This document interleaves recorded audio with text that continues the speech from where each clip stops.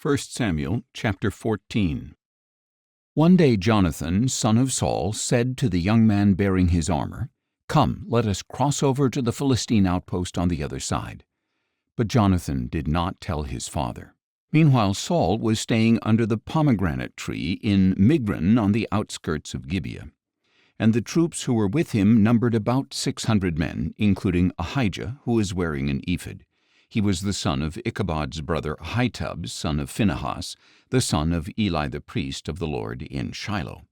But the troops did not know that Jonathan had left. Now there were cliffs on both sides of the pass that Jonathan intended to cross to reach the Philistine outpost. One was named Bozez and the other Sina.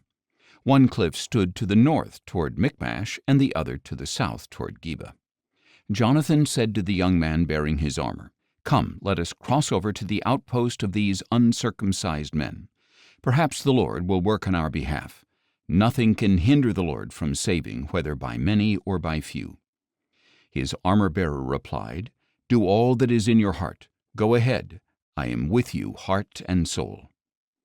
"Very well," said Jonathan. "We will cross over toward these men and show ourselves to them. If they say, 'Wait until we come to you,' then we will stay where we are and will not go up to them. But if they say, 'Come on up,' then we will go up, because this will be our sign that the Lord has delivered them into our hands."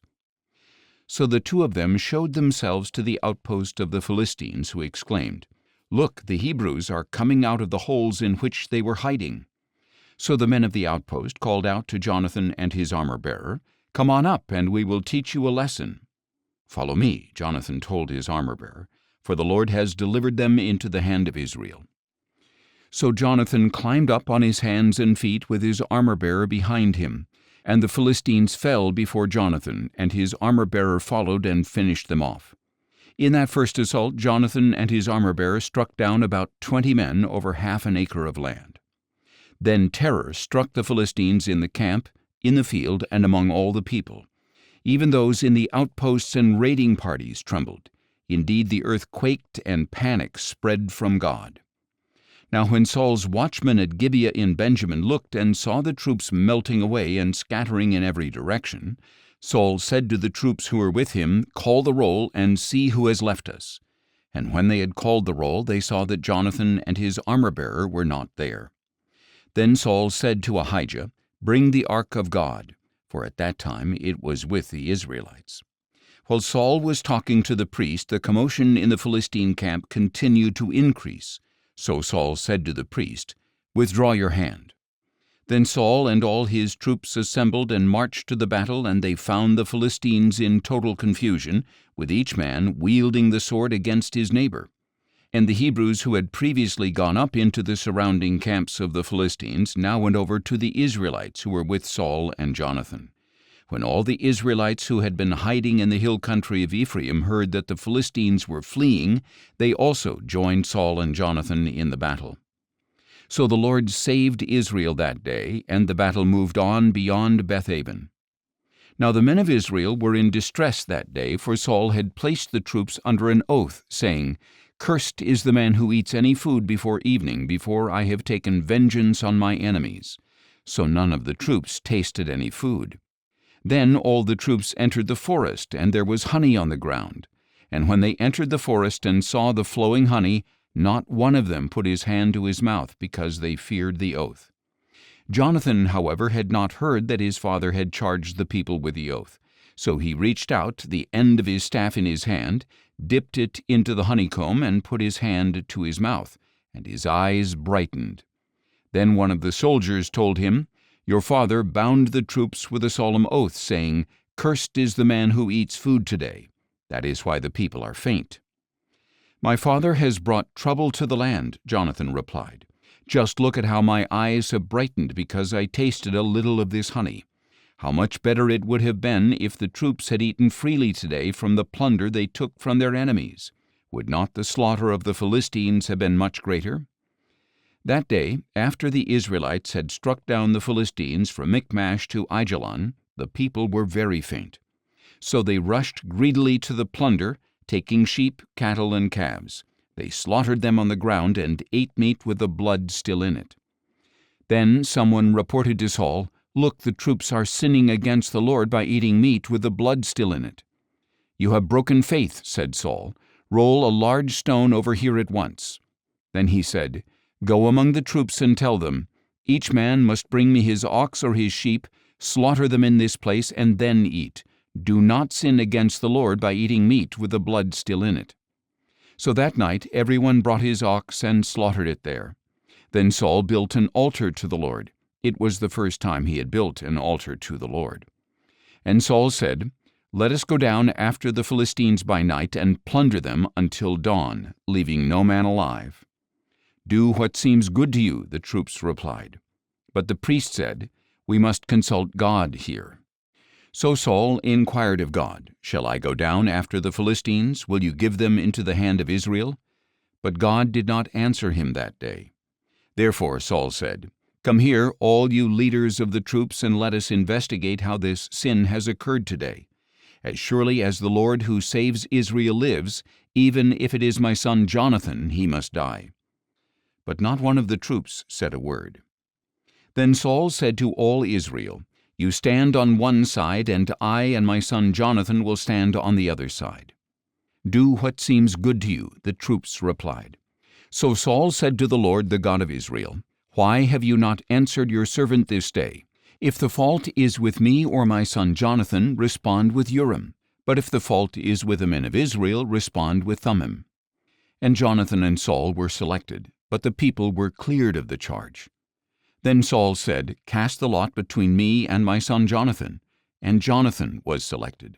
"Tell me what you have done," Saul commanded him. So Jonathan told him, "I only tasted a little honey with the end of the staff that was in my hand, and now I must die?" And Saul declared, "May God punish me and ever so severely if you, Jonathan, do not surely die." But the people said to Saul, "Must Jonathan die, he who accomplished such a great deliverance for Israel? Never! As surely as the Lord lives, not a hair of his head will fall to the ground, for with God's help he has accomplished this today." So the people rescued Jonathan, and he did not die. Then Saul gave up his pursuit of the Philistines, and the Philistines returned to their own land. After Saul had assumed the kingship over Israel, he fought against all his enemies on every side: the Moabites, the Ammonites, the Edomites, the kings of Zobah, and the Philistines. Wherever he turned, he routed them. He fought valiantly and defeated the Amalekites, delivering Israel from the hands of its plunderers. Now the sons of Saul were Jonathan, Ishvi, and Malchishua. His two daughters were named Merab, his firstborn, and Michal, his younger daughter. His wife's name was Ahinoam, daughter of Ahimaaz. The name of the commander of his army was Abner, the son of Saul's uncle Ner. Saul's father Kish and Abner's father Ner were sons of Abiel. And the war with the Philistines was fierce for all the days of Saul, so whenever he noticed any strong or brave man, Saul would enlist him.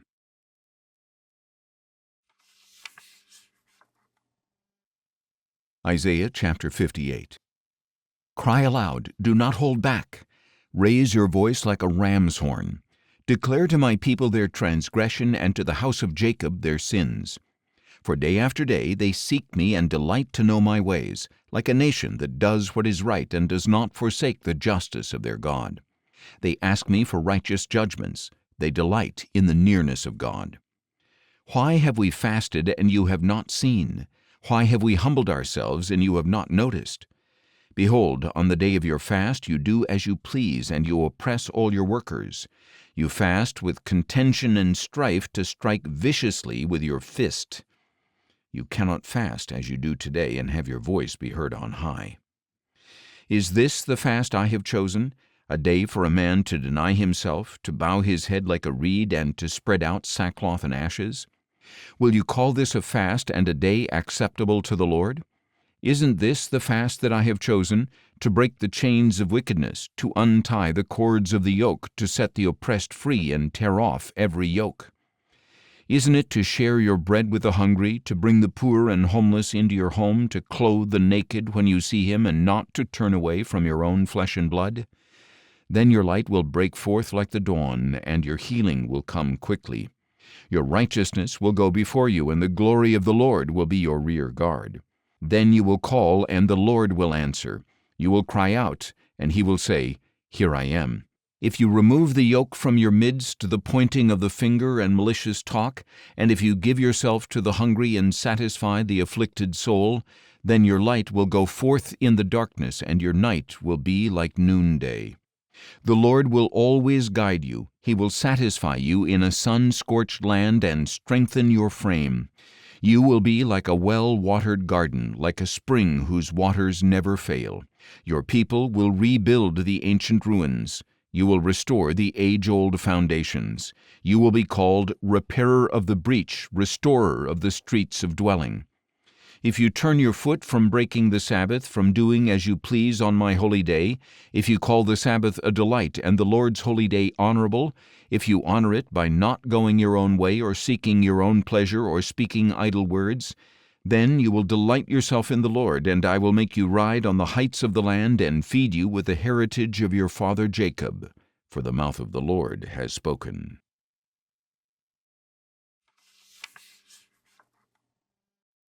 Matthew chapter 1.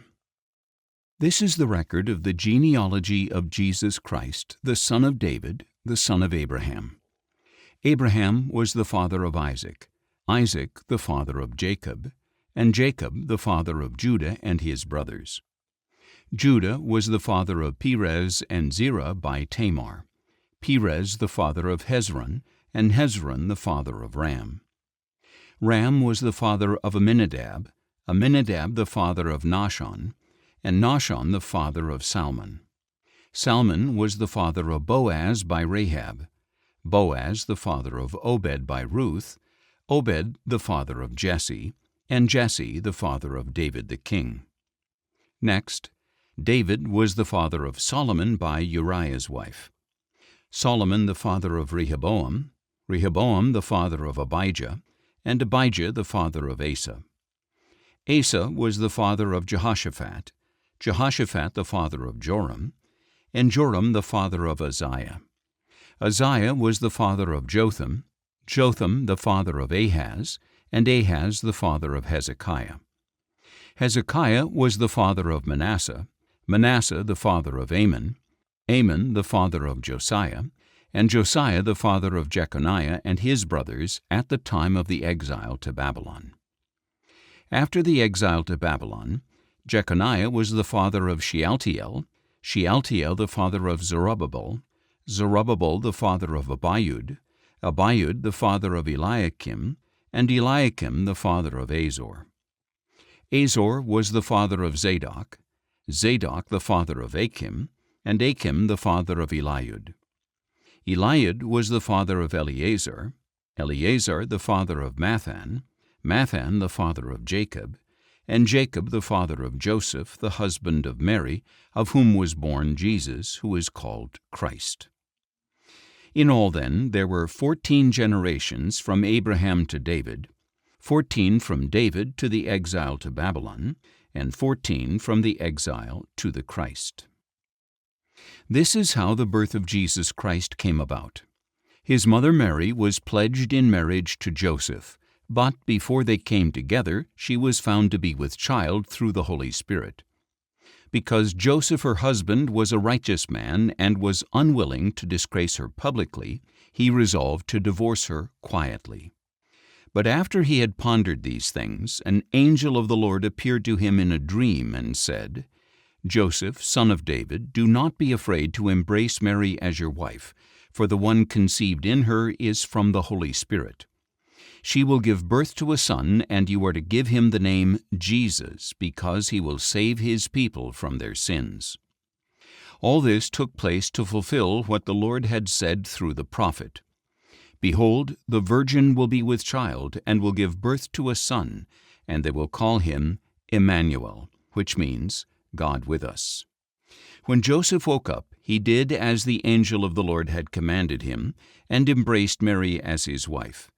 But he had no union with her until she gave birth to a son, and he gave him the name Jesus.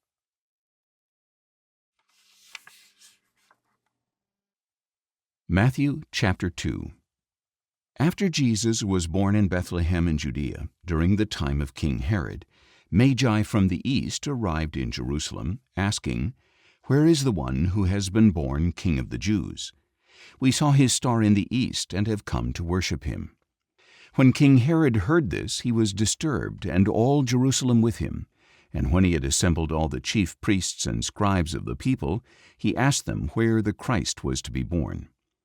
"In Bethlehem in Judea," they replied, "for this is what the prophet has written.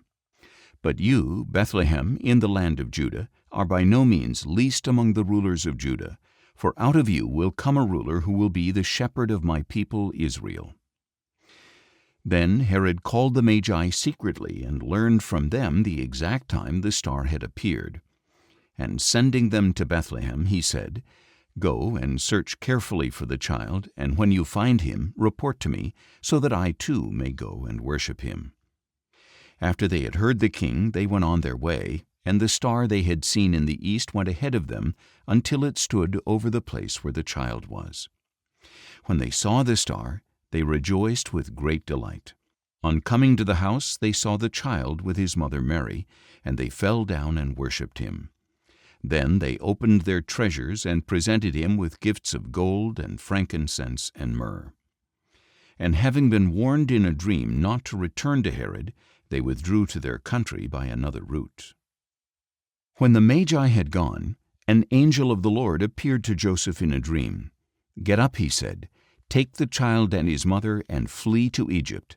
Stay there until I tell you, for Herod is going to search for the child to kill him."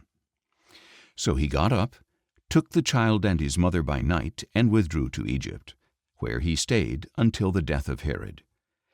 This fulfilled what the Lord had spoken through the prophet, "Out of Egypt I called my son."